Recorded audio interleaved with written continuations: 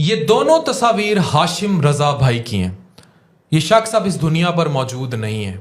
یہ معدے اور آنت کے کینسر میں مبتلا ہوا تھا اور یہ شخص 1.5 سال کے عرصے میں ایسا ہو گیا جو تصویر کا دوسرا حصہ آپ کو دکھا رہا ہے، اور بالآخر یہ شخص اس دنیا سے رخصت ہو گیا۔ انہوں نے اپنے جانے سے پہلے چند سنہری باتیں لکھی تھیں ان کی ڈائری سے۔ یہ باتیں میں آپ سے شیئر کرنا چاہتا ہوں۔ پہلی بات انہوں نے یہ لکھی کہ جب بھی کسی مشکل میں پڑیں خود کو اللہ کے سپرد کر دیں کہ آپ کے کنٹرول میں کچھ بھی نہیں ہے، آپ ناقابل تصغیر ہرگز نہیں ہیں۔ دوسری بات انہوں نے یہ لکھی کہ آپ زندگی میں کبھی بھی کسی مشکل میں پڑیں گے تو آپ کے گھر والوں سے بہتر نعم البدل کوئی بھی نہیں ہے۔ آپ کے گھر والے ہی آپ کا خیال رکھیں گے، اور ان میں بھی سب سے بڑھ کر جو آپ کا خیال رکھے گا وہ آپ کی ماں ہے۔ اگرچہ آپ بستر پر ہلنے کے بھی قابل نہیں ہیں، آپ کا درد ناقابل برداشت ہو، تب بھی آپ نے رب کا شکر ادا کرنے سے پیچھے نہیں ہٹنا۔ آپ رب کا شکر ادا کرتے جائیں، آپ کی تکلیف اور کم ہوگی۔ چوتھی بات انہوں نے یہ کی کہ ہم بہت محدود ہستی ہیں۔ وی تھنک کہ ہم پوری دنیا کو کنٹرول کر لیں گے، ایسا نہیں ہے۔ جب آپ بیمار ہوتے ہیں تب آپ کو اندازہ ہوتا ہے کہ آپ کی اوقات کیا ہے۔ آج آپ اپنے آپ کو ایک منیچر کے طور پر دیکھیں، ایک اوقات لیس ہستی کے طور پر دیکھیں، کیونکہ آپ سے پہلے بہت سے لوگ ایسے گزر گئے جنہوں نے شاید اس دنیا کی تخلیق کا دعویٰ کیا تھا۔ پانچواں، آپ کے ہونے یا نہ ہونے سے کچھ خاص لوگوں کے سوا کسی کو کوئی فرق نہیں پڑتا۔ یہ جو آپ کے مت بننے آ جاتے ہیں کہ آپ اگر نہ رہے دنیا پر تو پتہ نہیں دنیا تباہ ہو جائے گی، ان کو آپ کے ہونے یا نہ ہونے سے کوئی فرق نہیں پڑتا۔ لہٰذا آپ جاننے کی کوشش کریں کہ آپ کی زندگی میں وہ خاص لوگ کون ہیں۔ وہ خاص لوگ وہ ہوں گے جو جنازے پر آپ کی چارپائی کے گرد لپٹ لپٹ کر روئیں گے، اور انہی خاص لوگوں کو قدر کیجیے۔ چھٹی بات انہوں نے یہ کی کہ کچھ لوگ آپ سے خوب فائدہ اٹھاتے ہیں لیکن وہ مشکل وقت میں کبھی آپ کے کام نہیں آئیں گے، ایسے لوگوں سے آپ خبردار رہیں۔ ساتویں، کم ہو مگر نایاب ہو، ایسے لوگوں سے دوستی رکھیں۔ زندگی، 8ویں نمبر پر انہوں نے یہ بات کی کہ ہم سمجھتے ہیں کہ زندگی میں بہت ساری چیزیں مفت میں ملی ہوئی ہیں، جیسے چلنا پھرنا، پارک میں چہل قدمی، باقاعدہ کھانا کھانا، ہنسنا، خوب مزے سے سونا، چھوٹے موٹے کام کرنے کے قابل ہونا۔ یہ وہ نعمتیں ہیں جو کسی کے لیے بہت معمولی ہو سکتی ہیں، لیکن جن کو یہ نعمتیں نہ حاصل ہوں ان سے ان کی قدر پوچھیے۔ کسی اندھے سے آنکھوں کی قدر پوچھیے، کسی لنگڑے سے ٹانگوں کی قدر پوچھیے۔ تو صحت سے بڑی نعمت کوئی بھی نہیں ہے۔ یہ بات میں ہمیشہ اپنی ویڈیوز میں کہتا ہوں کہ صحت is bigger than any money in the world. Health سے بڑی کوئی چیز نہیں ہے۔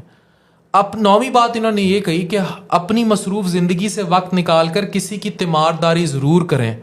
بیمار کے لیے یہ بہت اہمیت رکھتا ہے، اور ہمارے نبی پاک صلی اللہ علیہ وآلہ وسلم کی سنت بھی ہے، کیونکہ ان کو جب کوئی ملنے آتا تھا تو یہ جی اٹھتے تھے۔ 10ویں یہ بات انہوں نے کی کہ جانیں آپ کے لیے واقعی اہم کیا ہے۔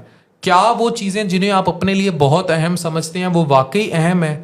اور کہتے ہیں جب میں بیمار پڑا تو مجھے اس چیز کا اندازہ ہوا کہ وہ بالکل اہم نہیں تھی۔ کچھ عام لوگ ایسے ہوں گے آپ کی زندگی میں، جب آپ بیمار پڑیں گے، ان کی 11ویں بات ہے کہ تو وہ آپ کے لیے اس وقت بڑے خاص ہو جائیں گے۔ تب آپ کو احساس ہوگا کہ میں تو انہیں بڑا عام سمجھتا تھا لیکن ان کے دل میں میرے لیے کتنا درد تھا۔ 12ویں بڑی اہم بات انہوں نے کی، جس پر ہم بھی یہ پرچار کرتے ہیں، کہ سوشل میڈیا کی دوستیاں اور تعلقات یہ محض ایک دھوکہ ہے۔ لوگ اس کے ذریعے حیوان بن چکے ہوئے ہیں اور انسانی ہمدردی سے محسوس ہوتے جا رہے ہیں۔ بالکل فیکٹ بیس بات ہے۔ جب ارشد شریف صاحب کی بیوہ نے ان کے تابوت کی آ رہا تھا اور اس کی جب تصویر شیئر کی تھی تو اس پہ کئی ہزار لافنگ ریئیکشن تھے۔ لعنت نہیں بھیجنی چاہیے ایسی انسانیت اور ایسے لوگوں پر جو کسی کے تابوت پر پڑے ہوئے لافنگ ریئیکشنز دیکھ رہے تھے۔ تو یہ بات ہاشم بھائی کی یہیں ختم ہو جاتی ہے۔ ہر قسم کے حالات میں ہمارے سیکھنے کے لیے بہت سبق ہوتے ہیں، بے شک ہم ابدی ایٹرنل لائف کی طرف سفر کر رہے ہیں۔ اور انہوں نے آخری بات بہت زبردست کی کہ زندگی بہت مختصر ہے، لہٰذا ابھی سے ہی کچھ بامقصد اور خاص کرنا شروع کیجئے۔ اگر آپ نے کسی کا دل دکھایا ہے تو اس سے معافی مانگ لیں۔ اگر آپ کسی سے پیار کرتے ہیں تو اسے بتانے میں تاخیر مت کریں۔ ہو سکتا ہے آئندہ کل میں یہ سب آپ کرنے کے لیے باقی نہ بچیں۔ اور آخری इस धोखे में पड़ना बहुत आसान है कि मेरे बगैर दुनिया चल जाएगी, मगर सच ये है कि हमारे होने या ना होने से कोई फ़र्क नहीं पड़ता। ये याद रखें, 1999 में सब टीवी ऑफ हो गए थे, लाइटें चली गई थी, परवेज़ मुशर्रफ साहब टीवी पर नज़र आए थे। बाद में वो एमिलॉइडोसिस, पूरे जिस्म में प्रोटीन डिपॉजिट्स की बीमारी का शिकार हुए थे, दिल ने काम करना बंद कर दिया था, चले गए इस दुनिया से। और एक वक्त ऐसा लगता था कि उनके बगैर पाकिस्तान नहीं चल सकता। तो कहीं भी ज़िंदगी में अगर आपको ये लगे और ये एहसास पैदा होने लगे कि आप नहीं है तो ये निज़ाम नहीं है, तो आप इस गलत फहमी से बाहर आ जाएं। आप जिस भी ताकत, ओहदे या कहीं भी हैं, आपकी अल्टीमेट मंजिल वो कब्र ही है। ये सारी बातें मुझे हाशिम की इसलिए मैं आज आपसे कर रहा हूँ कि जिन दिनों मुझे कोरोना हुआ और मैं बहुत बीमार हो गया और शदीद बीमार हो गया, कोरोना का 9वां 10वां दिन था, मैं बड़ा तंग आके उस कमरे से, आइसोलेशन से बाहर निकला और मैं गाड़ी में जा रहा था। मैं नकाहत थी, चीज़ें थी, मुझे गाड़ी बुरी लगने लग गई, मुझे घर बुरा लगने लग गया, मुझे अपने आप से नफ़रत हो गई, मुझे कोई चीज़ मेरे लिए मायने नहीं रखती थी, सब बेमायनी हो चुका था। तो उस वक्त सबसे ज़्यादा मानी खेज मेरे लिए शायद मेरा सेहत याब होना था, सेहत होनी थी। आज खुदा न खास्ता मुझे या आप में से किसी को भी कोई संगीन बीमारी होती है, कोई कैंसर हो जाता है, हाशिम की तरह बीमार हो जाते हैं, बैठे बैठे इंसान को पता लगता है उसे ब्लड कैंसर है, बैठे बैठे पता लगता है जी गुर्दे काम करना छोड़ गए, बैठे बैठे दिल का दौरा पड़ जाता है, स्टंट डल रहे हैं। ये है ज़िंदगी की हकीकत। We are running after something which has no definition. Thank you very much.